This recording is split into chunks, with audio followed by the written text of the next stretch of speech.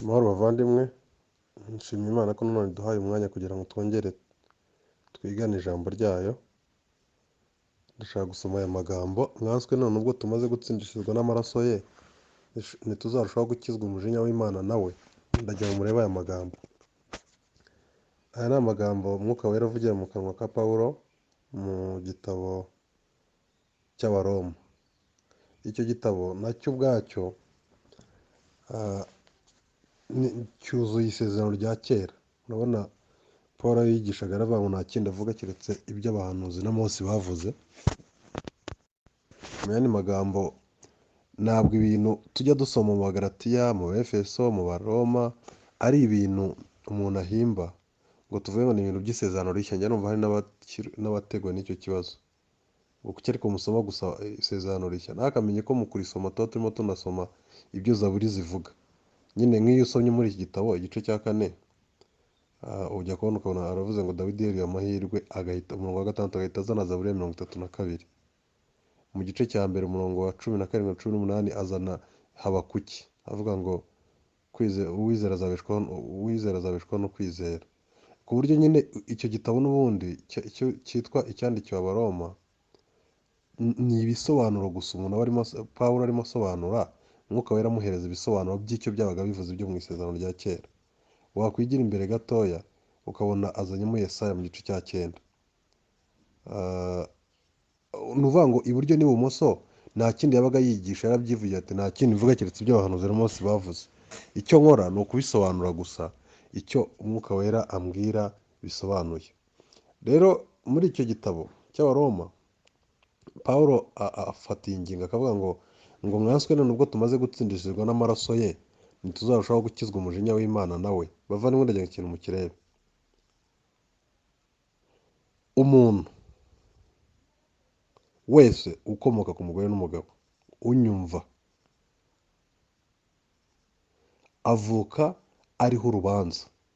Ndagira ngo ikintu mukitega amatwi, kuko biravuga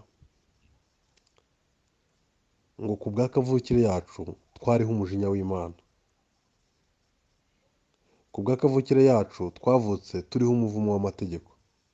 Ku bwa kavukire yacu twavutse turi abanzi b'Imana mu mitima yacu. Abakolosayi 1:21. Buri muntu wese unyumva avuka ari mu ishyamba rirwanya Imana, ari inyeshyamba mu mutima we. Niyo mpamvu Abanyarwanda bavuga ngo igiti kigororwa kikiri gito. Ni ukuvuga ngo igiti kivuka kigoramye. Abandi bakavuga ngo uburere buruta ubuvuke. Ni ikihe kibazo kiri mu buvuke gituma uburere bukenewe kugira ngo umuntu ajye ku murongo?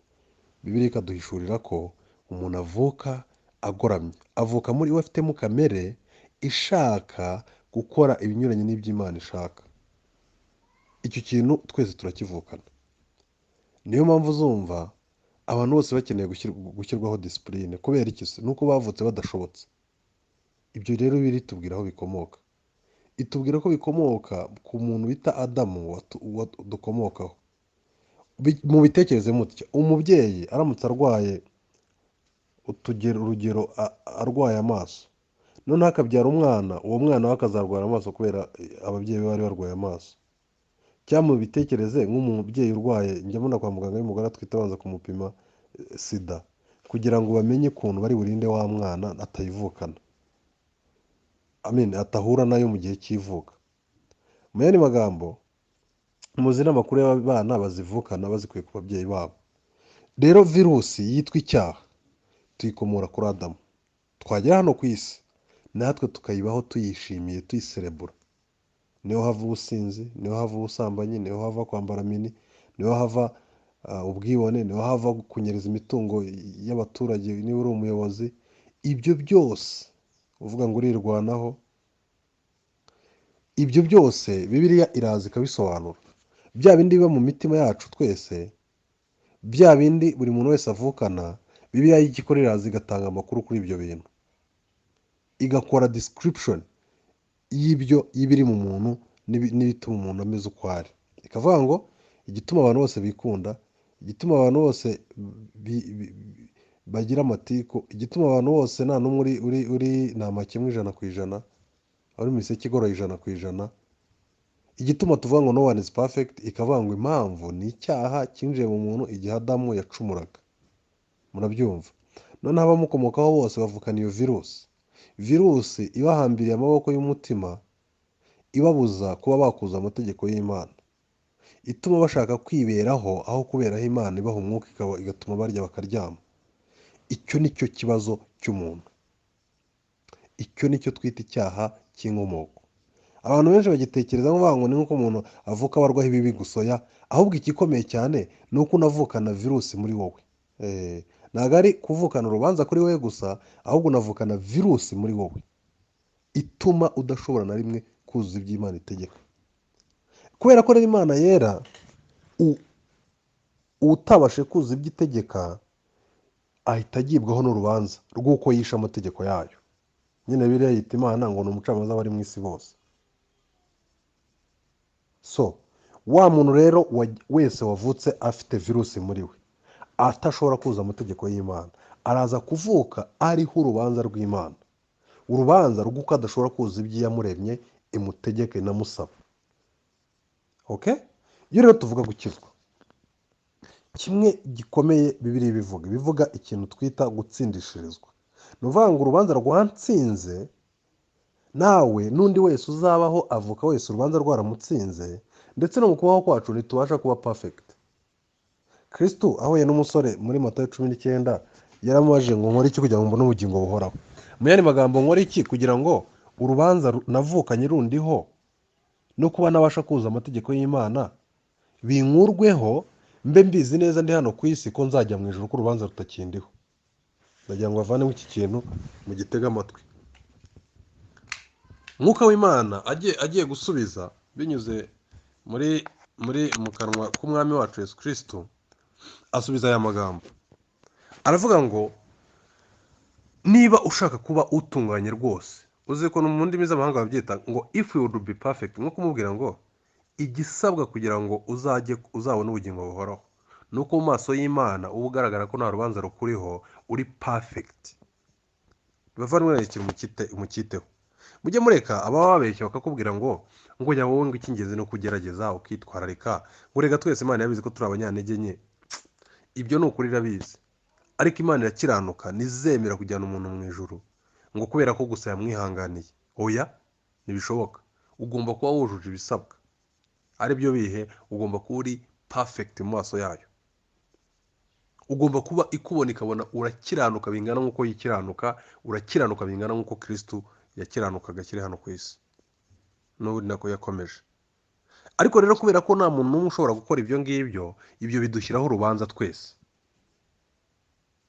twese tukavukana ya virusi, twese tukavuka tudashobora kuzuza amategeko y'Imana, twese tukavuka, Bibiliya ivuga ngo turi abanzi b'Imana mu mitima yacu, ngo kubera imirimo yacu. Mvanga imirimo yacu nicyo gihamya cy'uko tuba tudakunda Imana. Rero bavandimwe, ubu Kristo bwigisha iki? Gukizwa bisobanuye iki? Umuntu akizwa umujinya w'Imana. Hari benshi baza ngo wakijwe iki? Ngo urumva ngo nasenze kuva nkiri mutoya. Ibyo ni imvugo z'umuntu utazi ukuri, z'umuntu utanizera ubutumwa bwiza bw'ubuntu bw'Imana. Ngo warakijwe, ngo yego. Wakijwe iki? Ngo urumva naretse inzoga nangira kujya njya mu materaniro. Ibyo si byo gukizwa pe. Ibyo ni ibimenyetso by'uwakijijwe. Ariko gukizwa, umuntu akizwa urubanza rw'ibyaha. Ndagira ikintu mu kirebe, dore agatsindishije, uvuga ngo icyari cyamutsinze, cya kirego cyari kimuriho kubera ko atakuza amategeko y'Imana, Imana ikakimukuraho ikabimukorera. Ishingiye ku ki? Ishingiye ku maraso ya Yesu Kristo. Murebe ko hano bavuga ngo mwanswe none ubwo tumaze gutsindishirizwa, tuvuga ngo ubwo tumaze gukurwaho urubanza rw'ibyaha byacu mu maso y'Imana, tukabarwaho gukiranuka kwa Yesu Kristo, ngo niki kibidukorera? Ni amaraso ye. Gute rero? Ni gute amaraso ankuraho urubanza rw'ibyaha byanjye? Kandi bavandimwe, tujye tuvanga ibyaha byanjye, ujye wumva ibyaha byawe nyine, yaba ibyo warangije gukora, yaba ibyo umaze iminsi ukora muri iyi minsi, ndetse n'ibindi ntege nke z'umubiri wawe zizatuma ukora. Ntabwo ndimo kuvuga ngo tujye kubikora, nubwo kutabivuga bitavuze ko mutabikora. Oya, ahubwo ndimo ndavuga ko niba tuvuga ngo ibyaha byawe, imvugo ya Bibiliya tujye dusobanura icyo ari byo. Ni icyitwa cyose icyaha cya muntu wizeye, ngo dutsindishizwa n'amaraso ye. Ni ukuvuga ngo amaraso ya Yesu Kristo niryo turufu rituma urubanza rw'ibyaha rutuvaho. Gute rero? Ni ukubera ko Bibiliya ikoresha amaraso ya Yesu Kristo bivuga urupfu rwe. Urabyumva?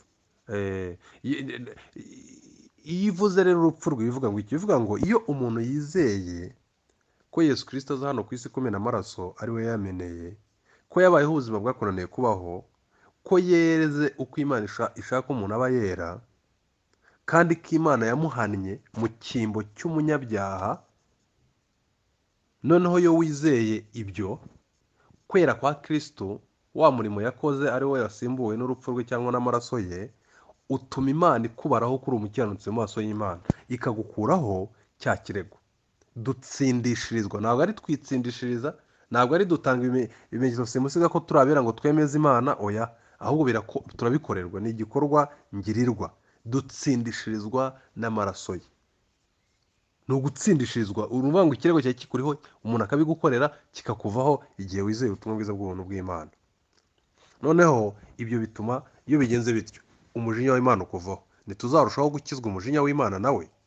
Iyi Mana abantu bihimbiye itagira ubutabera, iyi Mana nyine imeze nk'umusaza gusa worohera abuzukuru be, urabyumva? Maze ngo kumva Imana yabarimba yarabaremye, mureke muri ibyo bintu. Ariko bavandimwe, ntabwo ari byo. Imana ntabwo yatanga imbabazi zayo yirengagije ubutabera bwayo. Igomba gutanga imbabazi mu buryo budakanagira ubutabera bwayo. Niyo mpamvu Abaroma 5 bavuga ngo ubuntu bwimitswe no gukiranuka. Ruvuga ngo intebe ya cyami ubuntu bwicaraho. Uburyo bwonyine Imana yagiriye umuntu ubuntu ikamuha n'impuhwe, ni uko no gukiranuka kwayo kuba kwabonye icyo gusaba.